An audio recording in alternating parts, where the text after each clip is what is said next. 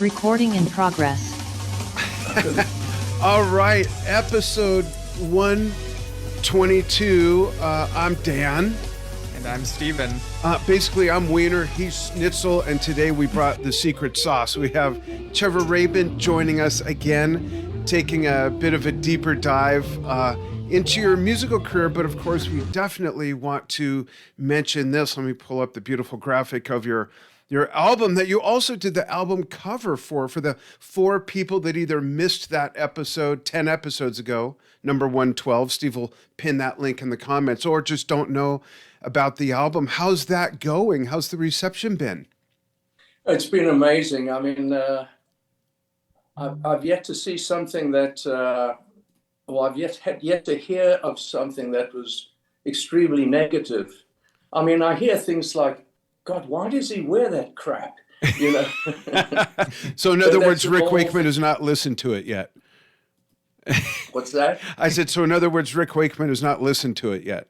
Oh, I'm exactly. just kidding. No, that's great. Congratulations on this. It was a long time coming, and I know that a lot of people we talk to, not just fellow Yes fans, but fellow music fans and prog fans, and even of more mainstream commercial music. I hate that term, but we all know what it means. Yeah.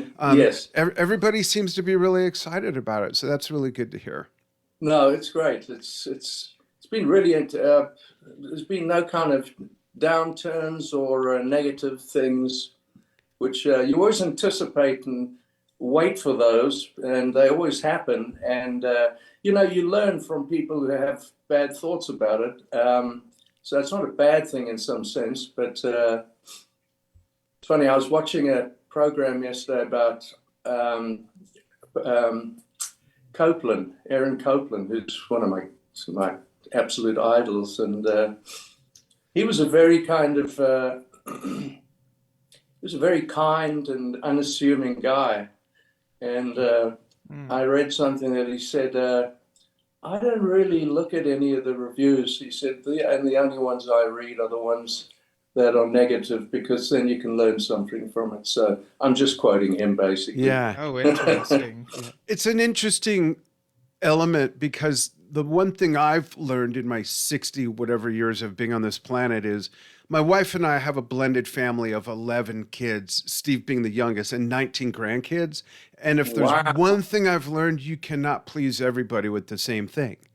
And I think, something with subjective as anything related to art or food, music, there's just no way. And that should never be an artist's goal anyways. You got to do it for yourself first. And I'm sure that was your approach.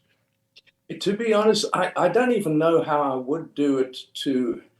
listen, while doing film, there's certain parameters you ask. We want you to do something like this. And it's usually, it's a catch-22 before you've done a movie. They don't know what you're going to do. But luckily, I had some success in it. And so subsequent films, they would say, oh, what you did on Remember the Titans or Armageddon, we want something like that. And so you get the kind of genre they're looking at, but it's not as easy as just saying, oh, okay, then I'll just do that. Right. You don't get a hammer and a nail. Yeah, and you still got to make it your own. And in that scenario, Trevor, do you get more direction from the director or from the musical director? Where does most of the direction come from regarding the feel of the music in different portions of the film? A lot of it is down to personality. For example, when I'm doing I've done a number of Jerry Bruckheimer movies, who's the producer, and he has significant input into music and has some great ideas. So you take a lot of what he says and work kind of through that prism, so to speak. Unless sometimes there have been a couple of films where I've worked with Jerry and Michael Bay, who also has a pretty strong presence, and then he would have some input. And then, a lot of other things, it's the director and the producer's not involved, but it's usually the director and in Jerry's case, the producer. Great. Thanks. I know Steve has a comment pulled up from one of our viewers, actually, that sent something in ahead of time. So one of our viewers, Emmanuel, said, we've learned from other interviews that big mistakes, the first track on your album, Rio, Yes. which, yeah, it's a very nice physical copy. I love the bonus tracks on it as well. Um, so he says, we've learned from other interviews that Big Mistakes is about your nightlife experiences in the days of Rabbit.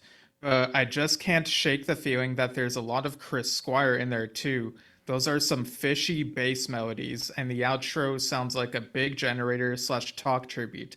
Is that a deliberate tribute?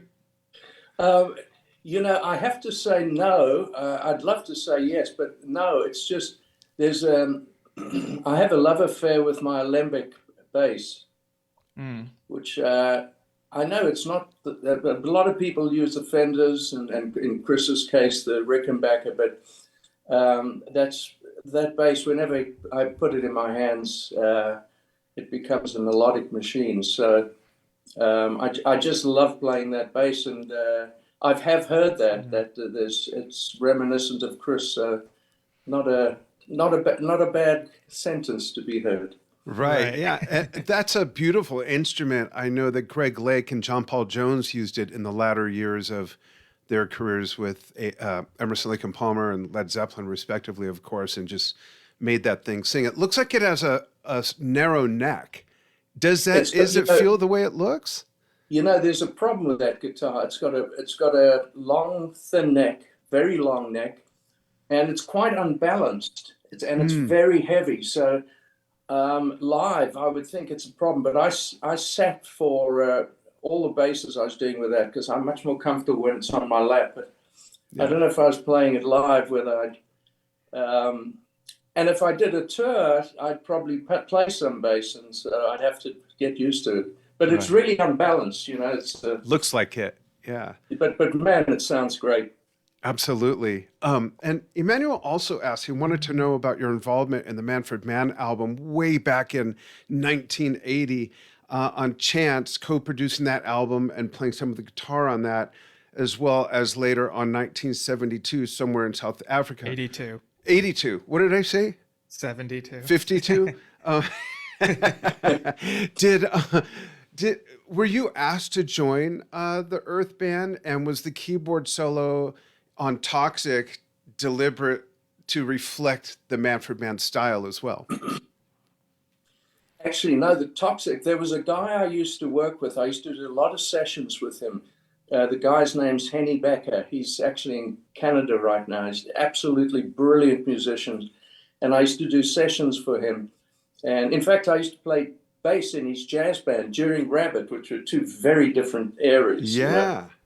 And he would do things like he'd play Bach two-part inventions and then do the whole thing. And then the band would come in. And he would put chords. There'd be the parts would, it was all written, but the chords would just be chords, and then if there's a dum dum da da da da dum, that would be written. So every now and then there'd be quite a lot of notes to play, but during the chords, there was some peculiar chords, and I'd say, and there'd be a bass solo, and Henny would say, "Okay, it's yours," and I'd go to him afterwards and say, "These chords are peculiar." I was tied into what I thought it was.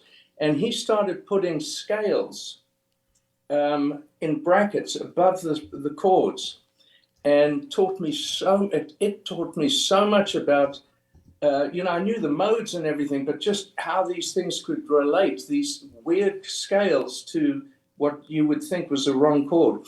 But anyway, just talking a little bit about Henny, but no, Henny, I used to play keyboard. I mean, it's how I started, I played keyboards before I could walk, I think. But he really was a big influence on me regarding keyboards. But with Manfred, I love Manfred, and he was such a great guy to work with. I remember I did it during the punk period. And I'll never forget going into Manfred's studio early one day, and he was just sitting at the piano. He didn't know I'd come in. And I think, I can't remember what he was doing, but he was doing one of the more challenging Chopin nocturne thingies. And I said, my goodness, we should record that. He said, don't you ever tell anyone I can do this, because punk, if you could actually play, you're not cool, right? Right. How funny. That the general genre of what that meant. But he was a tremendous pianist, is a tremendous pianist. And no, that album, they didn't ask me to join the band. I just produced the album with him and played the guitar. But on Somewhere in Africa, I can't remember if that was before or later. I think it was before. It might have been before. He wanted a solo on a song called Redemption Song. Mm. And he put an African tinge to it. And it was the first time, the sound I use on Own of a Lonely Heart for the solo. Yeah. That's the sound I used years before with Manfred. I was wondering about that, and I was going to ask you if that was the first time it was used, and if it was you that came up with it, or Trevor Horn, or how that came about. So that's really neat to learn.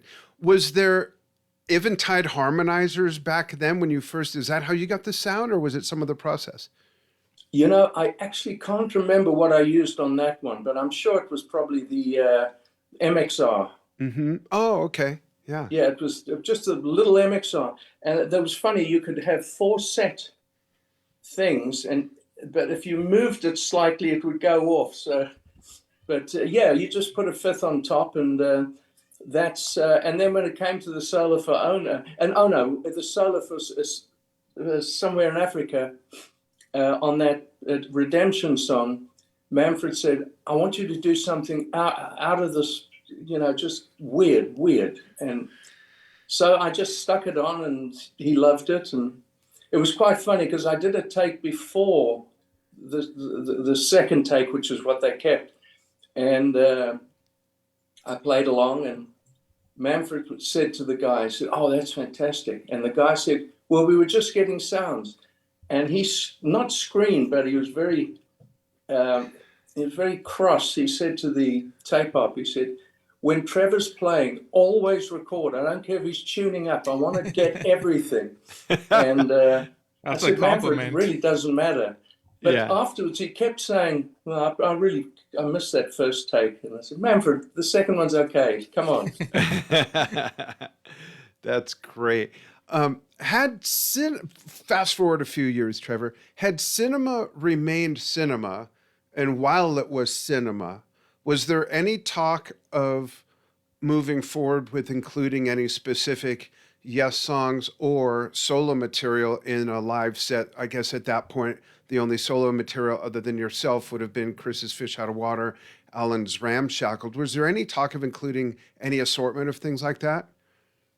No, it was very free. When it came to, for example, my guitar solo, I just literally, before the show, I went through some chord things with Tony. I said, just play this behind me. And Solly's Beard I just played along with it. And then it kind of developed into having certain structure.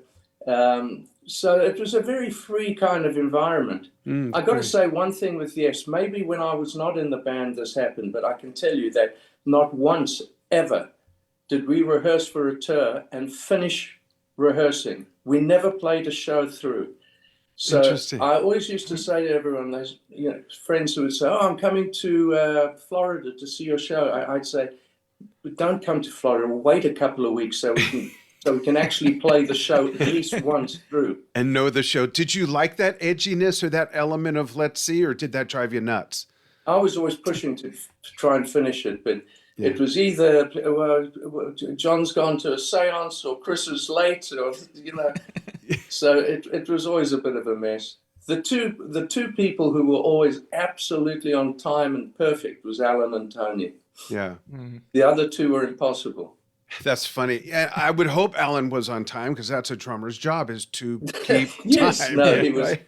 he was always on time. And speaking of that era, it was this month that 90125 celebrated 40 years. What's your perspective with that distance of time from that album and the tour and that hit and that whole creative process and really the rebirth of Yes? How does it feel, and what do you see when you look back? Well, having gone through, obviously, a million recording sessions, doing session work, in the earlier years, and then doing a lot of production and then Rabbit, obviously, trying to create something new with Rabbit. It was pretty clear to me, from a technical standpoint, I knew about how to go into a studio and record. Although you learn all the time. I certainly knew nothing compared to what I know now, and I still know nothing. But but going in to do 90125, I knew it was going to be a very creative thing, and I just jealously wanted to hold on to areas of songs that I was very, very clear in my head about. And I was able to do that, and the focus just, it went on forever, but there were times where I remember my grandmother passed away, and we'd gone through a couple of bad days in the studio, and I was just really depressed. And at that point, I started writing the Leave It. I can feel no sense of measure. Oh, and wow. It was, and that's where that started. And then I got to the studio the next day. That was in my head, and Chris came up with a riff. Da, da, da, da, da, da. Wow. That's a great riff. And then, as we've probably spoken about, we couldn't get a great drum sound, so we decided just do it a cappella, and we started it a cappella. Yeah. Did you ever imagine there'd weird things happened? Yeah. Did you ever imagine there'd be 44 versions or whatever of that song? The music video. The video? Yeah, and a couple other versions. I've heard the whole a cappella.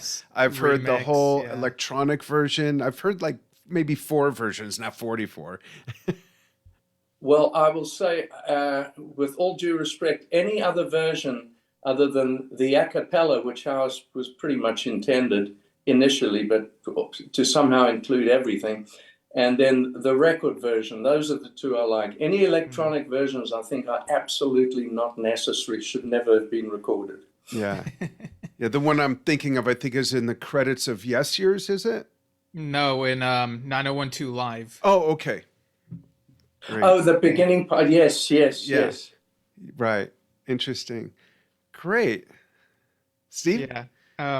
What was the inspiration behind adding a bit of Make It Easy as the intro to Owner of Lonely Heart in the concerts? And did you ever consider playing that whole song or the earlier version, Don't Give In, live? That was actually one of the better songs that when we were rehearsing at cinema, we always, whenever we got to rehearsal, when Chris finally turned up, we would play that usually first, because it always sounded so great live, But yeah, I think we just decided once, Owner had become what it became on record, that that would be a great way to start that thing. And we really enjoyed playing that intro, the cinema intro. So it just stuck to, just kind of butted up itself against the beginning of the song. Is there a chance we'll hear that whole song if you tour your current new album? That's a really good question, because I haven't listened to that for a long, long time, but I did listen to the the demo of it, and I thought, wow, there was really something to this. And I would do the guitar solos would be different, and the sounds would be different. I mean, it was very late 70s kind of suffering from cheap keyboards that you try and make sound good. Right. Yeah. On 90124, the demo, the collection of your demos, Don't Give In, the earlier version of Make It Easy is listed as Cinema Demo. Was that a mistitle, or was Make It Easy ever considered to be part of the longer version of Cinema called Time? Well, I'd written a song with Rabbit called Take It Easy. So I thought, Make It Easy. It's just, how many easies am I going to do? And I just thought, no, let's call it something else. And then the band was Cinema. So I think Chris and I just decided, let's just, as far as identification purposes, let's just call this Cinema. And then Don't Give In was, I guess, stuck in the brackets. something to that effect. Okay. Cool. Also moving ahead in time a little bit, can you talk about that time that Jimmy Page performed with you guys? I'm Down, and we've both seen you mention that it was a dangerous situation. Can you add a little clarity or context to that? It was so great because I think he was in London, and I believe it was. Yeah, and he came into town, and he got up and we played, and I think it was a long version, and none of us were particularly good on it. It was a little rough, but Yeah, it might have been in Dortmund, I think. Dortmund, yes, Oh. it was in Dortmund, Germany, yeah, and it was a lot of fun, and I loved Jimmy, and he was such a sweet person, and but then Chris, me, and Jimmy decided to go out on the town in Dortmund. And I remember something to the effect of, look, it's 3 a.m. We've got a 10 o'clock play, and I'm paraphrasing all of this, trying to remember it. And I remember saying to Jimmy, yeah, I'm going to go to bed, I've got to get up at 10. And he said, well, just see it through and go to bed tomorrow night. I love it, because he was not exactly a young man at that point. No. He had to be, what, in his mid to late 40s at least, right? At least, yeah. Yeah. Funny. Thanks for sharing that. It was fun, but it was also peculiar hearing John doing I'm Down and us playing it, and, just really just having fun with it. Yeah. It didn't matter. Just see it through. Yeah, right. Yeah, I actually see a comment from Doug Curran asking, what are your memories of playing and singing on the Bonham album in 1989? Oh, this would have been Jason Bonham. Yeah, that's a great question. Duncan. I love that album, and I love all that wall of backing vocals that you did. It just fits so well. How did that come about? What was that like? That was amazing, because I was just finishing my album on Can't Look Away album, which Bob Ezrin had been producer. Yeah. And Bob was doing the Bonham album. He was producing that after he did my album, and he said, he just called me and he said, have you gotten any time? I said, well, we're not touring for a while, but what do you need? And he said, we'd love you to play bass on the Bonham album. And it was Jason asked, and Bob recommended. So Bob said it was, I recommended you for it. And when I see Jason, he said, no, I asked for you. Uncle Trev, it's quite funny, because I look at him as a contemporary, not the Led Zeppelin guys as contemporaries, but he slots me in with Chris and all the guys, and the Led Zeppelin guys as the father figures. So, but anyway, he asked me to do it, and I thought it was a really well done album, and it was really real. And Jason's a great drummer, and I actually got Duncan Forer from the Rabbit Band, who had a great voice, and our voices blended really well. So we together did the backing vocals on that, and then I just played my lembic. Yeah, it's great. I love that album. I wish he would go back to having that band.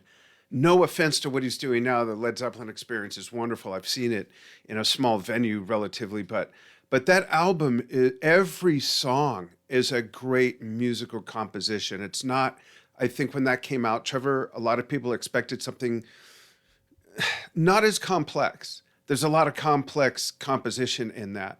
And it's wonderfully produced, and your vocals really did add a lot to it. So that's, I wish he'd go back to doing that. Yeah.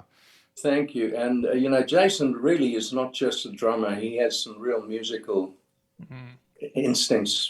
Yeah. He's really a really good and a good player, obviously. Great. Yeah.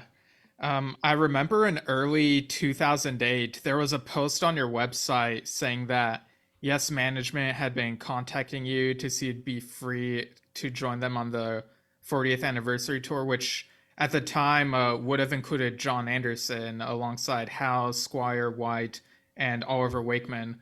Were they hoping that you'd play throughout the entire show alongside Steve Howe, or only for select songs? What would the structure of what idea do they have?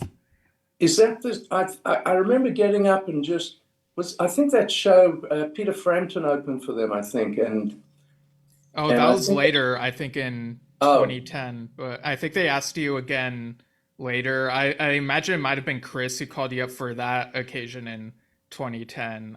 Chris used to always call me up and say, "When are you going to stop with your desk job?"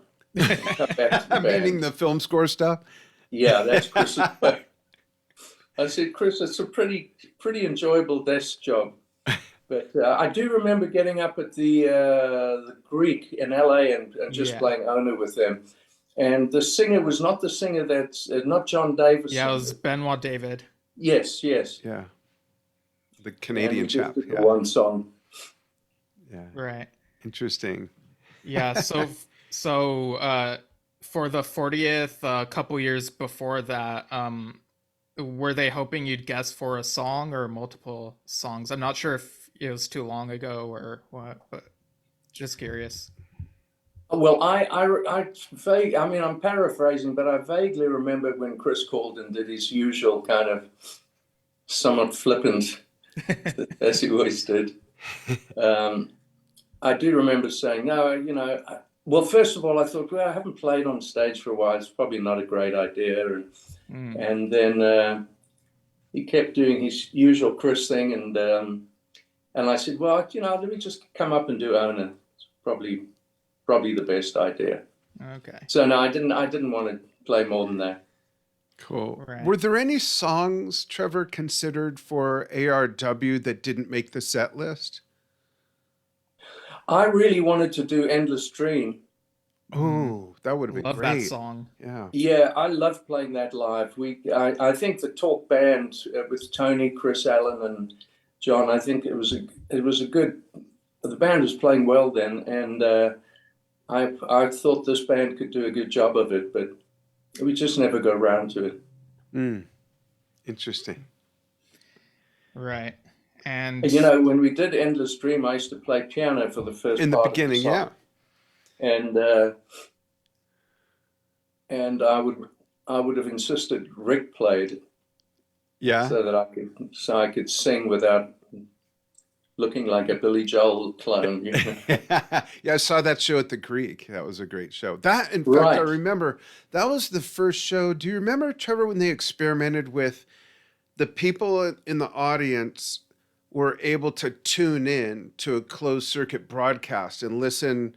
Oh yeah, Concertsonics, I think. Yeah, and I thought that was the worst idea, because if I'm at a show, I want the blowback from the stage. I don't want to put in some broadcasted. That's just my personal thing. No, and it was kind of my fault, because I suggested we do it in quad, because there was really no some in the arena, immersive sound. But when you're live, it doesn't really matter. Immersive is immersive. The whole place is immersive. Yeah. So it's a real literal reading of the whole room.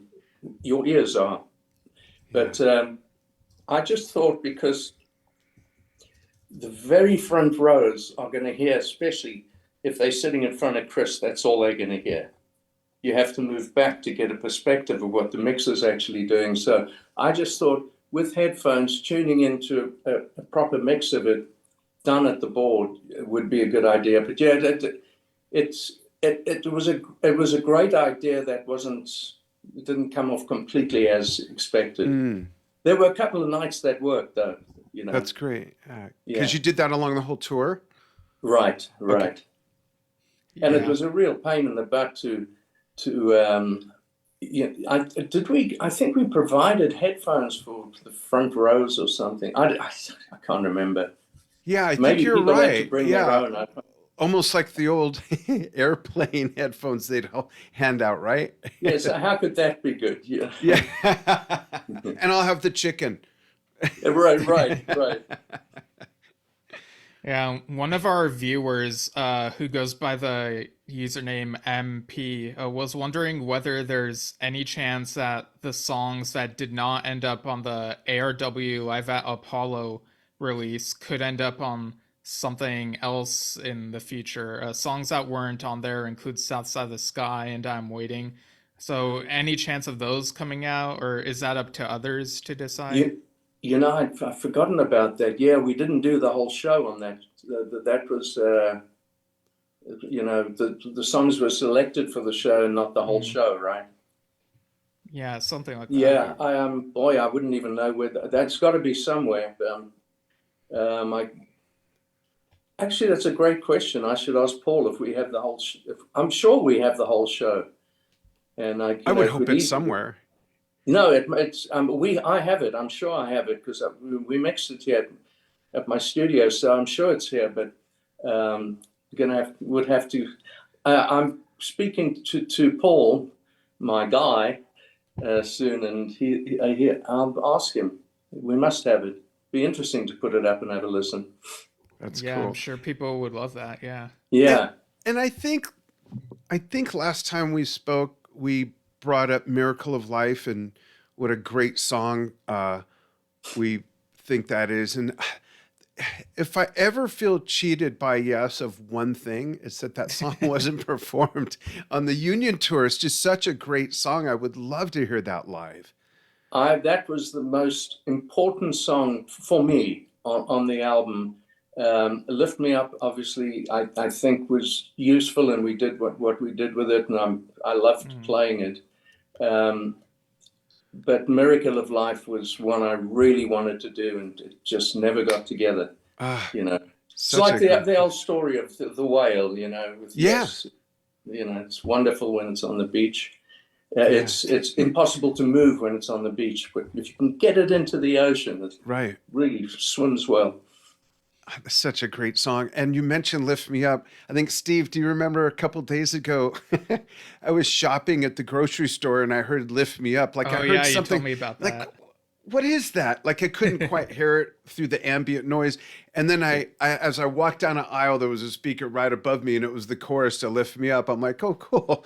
What is your perspective on that? Like, I know that depending on what music package any given retail store has dialed in or restaurant, you can hear all kinds. Like I hear Pink Floyd and all kinds of crazy stuff now in the grocery store. Whereas 15, 25 years ago, you only heard really old stuff or elevator type music. Whereas now you can hear some great music. What's your thoughts on that? That's the first time I've ever heard Lift Me Up has been played at the supermarket, so to speak. Yeah, no, that's wild. But what I was always rewarding for me is the sound of it happened 2 times or 3 times really well for me. Leave It, this chorus of Shoot High Aim Low and the chorus of Lift Me Up, the combination of Chris, John, and myself, I thought the voices sound pretty. It had its own thing, Yeah. The sum was. What is the saying? Sum's more than the parts. Yeah, exactly. Yeah. Interesting. Yeah. So take a detour into films. How did you get involved with that Christmas movie, Jack Frost? You had a little cameo in there and also contributed music to that. So how did that happen? Yeah, it was a strange thing. I mean, we were all getting on really well, the director, editor, and everyone. And it was pretty much an orchestral score, the whole thing, with a couple of kind of rocky elements, but mostly just orchestral and a real orchestra. It was all very real. There was not a lot of synth hangover. But, and the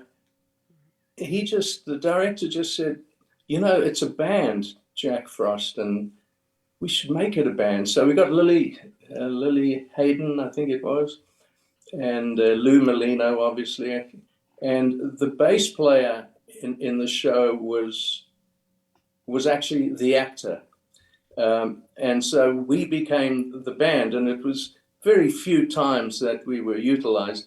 Anything I said landed on the floor because I'm the worst actor in the world. So that didn't work. But it was really an interesting thing because I had to teach Michael Keaton to sing. What was that or like? or coach him how to sing, because he wasn't a singer. Yeah. And we went into the studio. I wrote some songs, and it's on the movie, in the movie, and he turned out he was able to do it. Did he pick it up pretty easily? Or was he throwing stuff, getting frustrated? Or were you? It Sorry. was frustrating. It was tough going, but then it was much easier than it would have been for Michael to teach me how to act. Ah, interesting. Do you remember any of the lines by any chance? No, because I think that I didn't. Did I say anything? No, I think there's one point where Lou says something, and I think that might have been. It's so long ago, I can't remember the movie. Yeah, that was a long time ago. Yeah. On Jacaranda, on Jacaranda, Yes. Rescue is a favorite track of mine. What inspired you to repurpose that from the Guardian soundtrack? I was just so happy with how that turned out. And, when I asked Liz to do it, I'd worked with her before, but I just didn't know that her voice was an instrument, and just captured me. I mean, she sang it. And when she came to do the video, she looks great in the video. And it's, and I added a different beginning and a different ending to it. And yeah, I was really excited about that track. That's nice. Great. Thanks for sharing that. Yeah. What films that you did not score or contribute to do you love watching for the watching for the great matchup of the scores? I think Dad added that part, but yeah. I tell you what I really like listening to, because it's all in mono. There's no tricks. There's no synths. It's all real players. Old 50s cowboy movies, even stuff, Gunsmoke. You listen to some of the scores on Gunsmoke, and it's, oh my God. And these guys would do it in seconds. I don't know if you know this, but Appalachian Spring by Copeland was Martha. He wanted to do a ballet, and I think it was for Martha Graham. And that unbelievable piece of music, he had 5 weeks to write it. Wow. That's crazy. And to me, that's just ridiculous. You know, how someone could come up with something of that scope. Yeah. Crazy. The music of that time also very emotive, so considering the scope of the composition and, what it evoked and just the matchup with what you're watching, just tremendous composers back then. Absolutely. Oh, absolutely. I'm not sure if the story I'm going to give you is correct or not accurate or completely wrong, but I've heard it said a number of times. Stravinsky, who's also one of my favorite composers, well, there's so many of them, but I can't remember who the guy was, but a director asked him to do a film. I don't know if you've heard the story, but I don't know if I have. No. He said, well, he asked for the most outrageous amount of money, and for those days, it would even be a lot these days, or some time ago. It's all gone downhill. Yeah. But he also said, I need 2 years. And movies I've done, it's like you have 10 weeks, and there's no leeway. Yeah. It's not like making a record where you can say, I need to go and just walk along, have a walk and think about it. Sit on a rock and have a meditate about it. Yeah, for a couple of weeks. I might go to Hawaii or something. With film, it's like you keep up or you die. Yeah, interesting. 2 years. Yeah, and he asked for 2 years. Obviously, he didn't do it. I think he did do something, but Copeland was unbelievable. And Shostakovich, I mean, I think it was Shostakovich who wrote T for Two. Yeah. It's like, how do you come up with your Fifth Symphony and write that? And then that, yeah. Yeah. It's funny you mentioned how the pay is kind of going downhill. I saved this photo that I saw online today. Oh my God, what is that? Hang on, don't move. Put it back. Yeah, it's a screenshot from Back to the Future of Doc and Marty. Like Doc is in the DeLorean, and the caption says, "I just got back from 2050. Local musicians are still making $100 a gig." Ah, oh, that's fantastic. I sent this to our son Kavan, who's a performer in Las Vegas, and he wrote back, "True." And I wrote back, "Well, I hope not, but we'll see." He's actually a singer. He plays Morris Day in the Purple Rain show, the tribute to Prince in Vegas. Wow. Yeah, he's That's really, a hell of a gig. yeah, it is. We're really proud of him. He does a really great job. Yeah. That's amazing. Oh, congratulations on that. Yeah, thanks. You mentioned earlier that you played piano and keyboards before you were able to walk. So now we know what your first instrument was. Yes. What instruments, I think I know most of them, but tell everybody, what instruments do you play and in what order did you learn them and what inspired you? Was it your parents basically sitting you at the keys and this is what you do, this is what you learned growing up? Or how did it first come about and in what order did you learn which instruments? I have a a brother who's 3 years older than me, and he was licentiate. I mean, a very, very good violinist. I mean, he played Havanaise by Vivaldi as well as I've ever heard it. Wow. When he was like 16 years old. He was like a prodigy. And then me, 3 years younger, was thrown into the piano. I couldn't play the violin. I tried. I didn't like it. I couldn't play it. And I love it as an instrument. And my sister, who's 8 years younger than me, also plays piano beautifully. And it was a very traditional. In fact, you know, when I started doing scores here, and I'd be talking to the orchestra, and I'd say, "Okay, bar 7, we need to speed up those semiquavers. There needs to be a slight crescendo there before we get to the minims." And they'd look at me, "What are you talking about?" Because I grew up with such a traditional kind of background. So to me, you know, it was breves, semi-breves, minims. So the vernacular was different. Yeah, and it took a while for me to get used to 16 notes, 30-second notes. I was like, "Oh, okay." I mean, you could do it, but yeah, you know, it was just a different thing. And the minute I come back home, I'm back to the old bad habits or the right habits. Right. How funny. And growing up in South Africa, leading up to Rabbit and maybe even with Rabbit, what was the music scene like there during those earlier decades?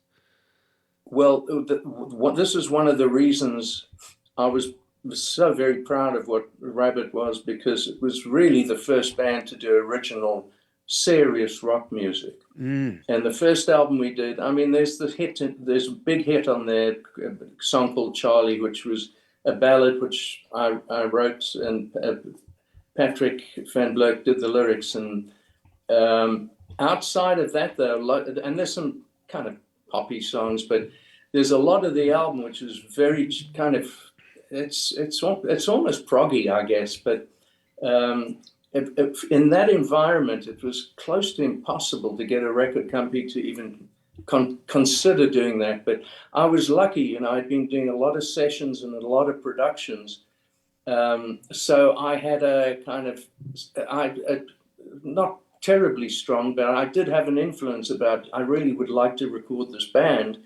And so I had a voice in it. And our bass player, Ronnie Robot, was he was very into pushing the band forward, and he also helped with that.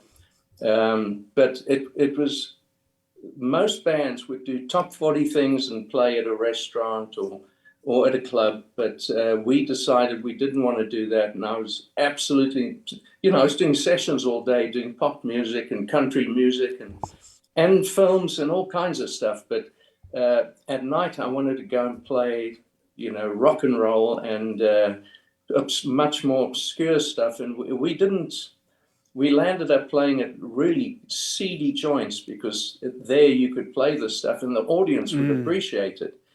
In between gunfights and knives and fights, it's kind of seedy places. We played at this place called Take It Easy, and we took over from a band who had been very popular, and everyone thought, "Oh, no one's going to be able to take over from whatever their name was." and we were there for 9 months, and that's when the band broke out. Oh, and wow. we did original music, but the cover things we did were, we did some weird stuff, I'm Butterfly, and very, very obscure stuff. So we always did what we wanted to do, and I think that's why the band broke, because while it was, the band probably sold more pictures than records, because it was, it's a teeny bopper looking band. Right. It was very serious band, and the band were very good. And it's unfortunate that, because had the market been different, there might have been other bands who also wanted to do stuff. It's just, I think as a band, we had the courage to say, we're not going to do it any other way. We want to do our stuff. It's our music, and that's how a band should be. And it was unheard of in South Africa. Yeah, that's neat. And we know you play drums. We've seen you play drums in videos. Did you ever utilize that skill to show drummers the part you had in mind for a particular song? Did you ever play drums as a session player at all? And at what age did you first start learning properly how to play drums? I just kind of picked it up. My brother was the drummer in the band. Mm-hmm. And it's funny, my first thing of playing bass was, we played, and this is when I think I was 13 or 14. I was playing guitar, and my brother was the drummer and the leader of the band. When my solos went on too long, I'd get a drumstick in the back,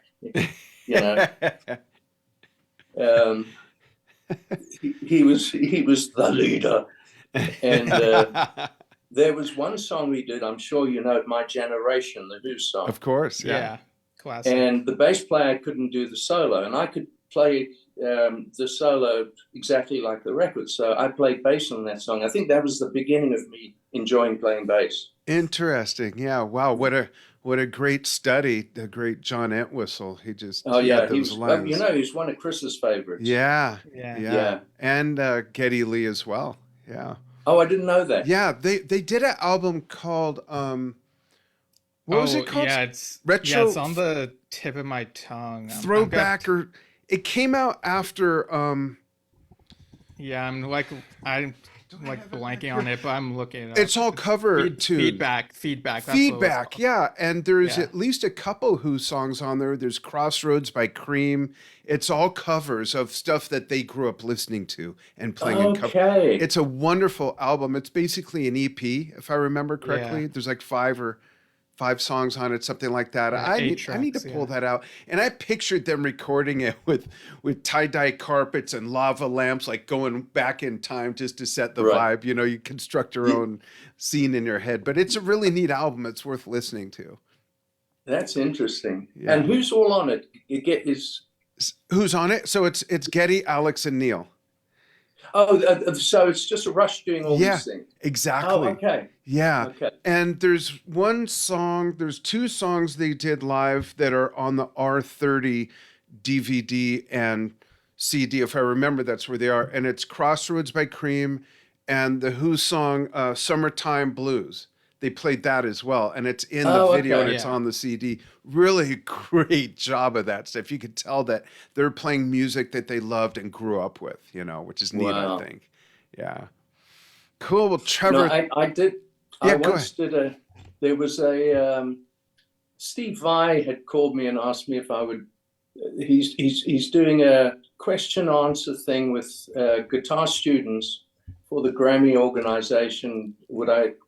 He'd want me to do it. So I did it, and there were it was Joe Satriani, Steve Vai, myself, Steve Lukather, Stanley Jordan, and oh my God, what's his name? The guy does the rap stuff on the guitar. God, I don't know if I know his name, but I know who you mean.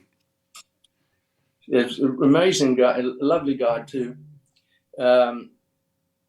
And so we were backstage, and then we came on stage, and it was a very quick thing, and we were going to do question answers and then play. And I think it was Lukather who said, what are we going to do? Oh, let's do Crossroads. Now, every guitarist who's,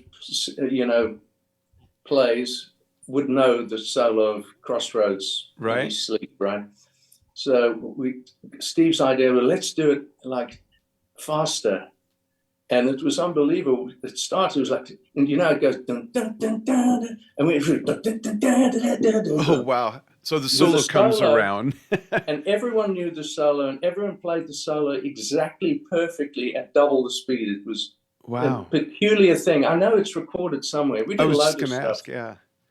I haven't heard it since then. Interesting. Steve has 2 quick questions from the fans. Oh, and Doug Curran is correcting us that Africa was 82, going back to that. Wow. Yeah, that's ancient in modern times now. Steve's going to relay a couple questions from the fans, and then I have one last question for you. Yeah, sure. So, okay, thanks. So Doug brought something to our attention. Was there a show on your Can't Look Away tour that was professionally filmed? And if so, could that be in a vault somewhere? Could it ever be released? What's the story there? I'm so sad, in retrospect, obviously, that wasn't done. I wish, and my manager I was with at the time, Tony D, who was Tony Dimitriadis, who was Yes's manager, and Tom Petty and Billy Idol and the whole lot of. I never had a contract with him. There was no contract. It was just handshake. And a tremendous relationship. Nothing ever got in the way. And even when we split up, because I went into film and didn't feel the need for a manager and an agent,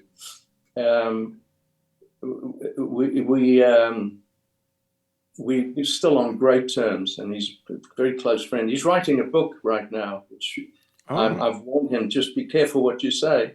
Nice. But he was a great guy, and he was very forward looking, and I guess I should have thought of that, because I think that would have been, I would cherish that if I had one of the good shows we did, because there are a couple of great shows. I wish we would have filmed the Roxy, because all there is a record of it, Yeah.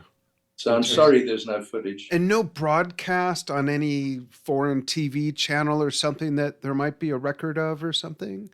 There was one show, I think it was in Boston, that was recorded. I think it was Boston, that was recorded live onto radio. So the mix is really not very good, but that's the only other one I know. And then there's a couple of, on YouTube, there's a couple of San Diego and stuff, but nothing with footage. Just was there one more, Steve?